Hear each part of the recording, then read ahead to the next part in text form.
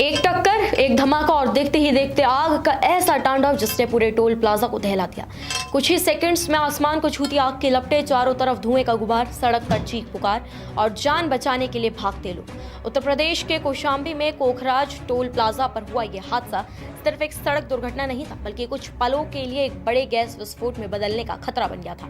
राहत की बात यहाँ पर यह रही कि इस समय रहते फायर ब्रिगेड और पुलिस ने हालात पर काबू पा लिया, वरना तस्वीर कहीं ज्यादा भयावह हो सकती थी।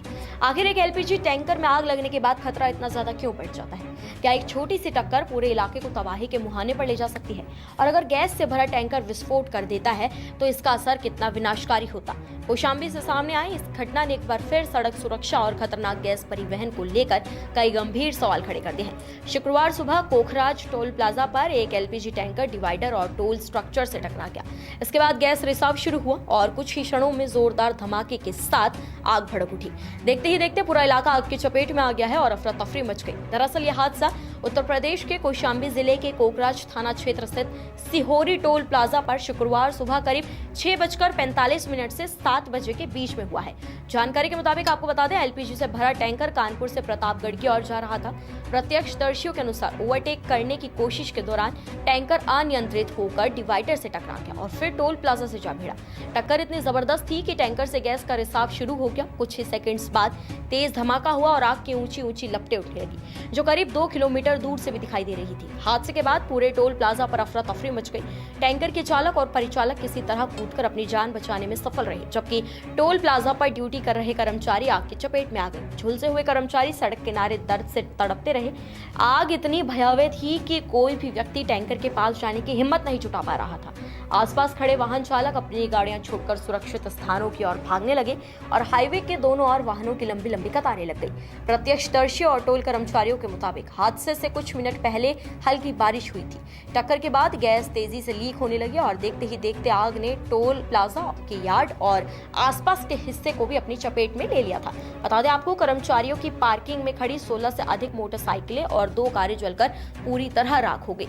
वहीं टॉयलेट में मौजूद एक सुपरवाइजर भी गंभीर रूप से झुलस गए हैं। घटना की सूचना मिलते ही पुलिस, फायर ब्रिगेड और अन्य राहत दल मौके पर पहुंच गए। सुरक्षा के मद्देनजर हाईवे पर ट्रैफिक तत्काल रोक दिया गया और पूरे इलाके को खाली कराया गया। दमकल की कई गाड़ियों ने काफी मशक्कत के बाद आग पर पूरी तरह काबू पाया। पुलिस अधीक्षक सत्यनारायण प्रजापत ने बताया है कि प्रारंभिक जांच में टैंकर के डिवाइडर से टकराने के बाद गैस रिसाव और फिर आग लगने की बात सामने आई है। हादसे में कुल 7 लोग घायल हुए हैं, जिनमें 5 की हालत गंभीर होने पर उन्हें प्रयागराज रेफर कर दिया गया है, जबकि 2 लोगों को प्राथमिक उपचार के बाद अस्पताल से छुट्टी दे दी गई। घटना के सही कारणों की जांच के लिए तकनीकी टीम और संबंधित विभागों को भी मौके पर बुलाया गया है। अब सवाल यह है कि एलपीजी टैंकर में आग लगने पर खतरा इतना ज्यादा क्यों होता है? दरअसल एलपीजी यानी कि लिक्विफाइड पेट्रोलियम गैस अत्यधिक दबाव में टैंकरों में संग्रहित की जाती है।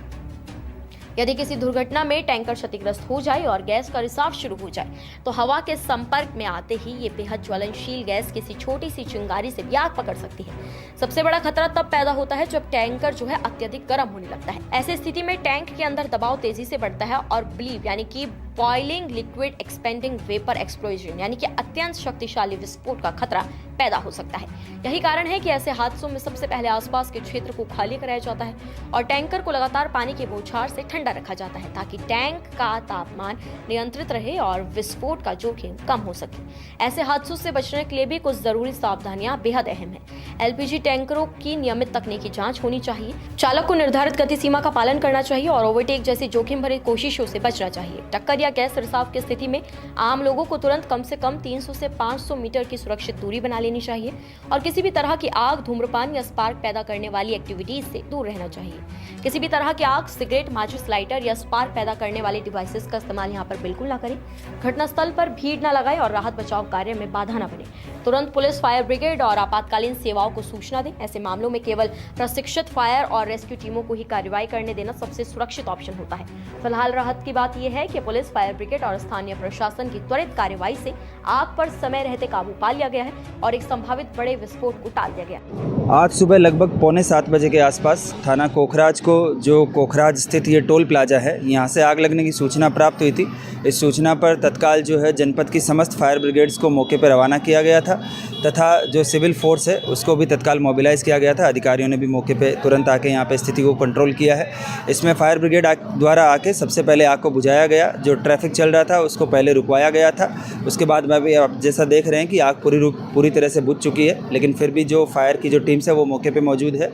ये प्रारंभिक जानकारी ये प्राप्त हुई है कि ये एक जो एलपीजी का टैंकर है ये आके यहाँ पे जो डिवाइडिंग लेन होती है उसमें आके पहले टकराया, उसके बाद में यहाँ गैस का रिसाव हुआ और फिर आग लगी है।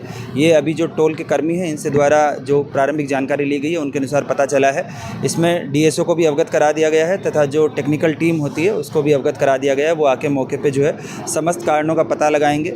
इसके अतिरिक्त मौके पर जो है वो अभी आप देख रहे हैं कि आग पूरी तरह से बुझ चुकी है तथा जो ट्रैफिक है उसको भी धीरे धीरे सामान्य करवाया जा रहा है। मौके पे भी किसी प्रकार की कोई विपरीत परिस्थिति नहीं है। इस आग में अभी तक प्रारंभिक जानकारी के अनुसार 6-7 लोग घायल हुए थे, जिसमें 5 लोगों का अभी इलाज चल रहा है, जिला अस्पताल में इलाज चल रहा है। उनको सबको बर्न इंजरीज है।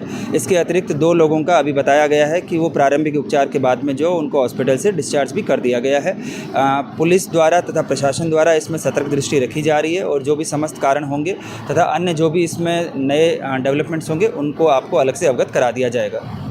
लेकिन कौशाम्बी का यह हादसा एक बार फिर याद दिला गया है कि खतरनाक ज्वलनशील पदार्थों का परिवहन कितनी बड़ी जिम्मेदारी है। सड़क पर एक छोटी सी लापरवाही भी सैकड़ों लोगों की जान जोखिम में डाल सकती है।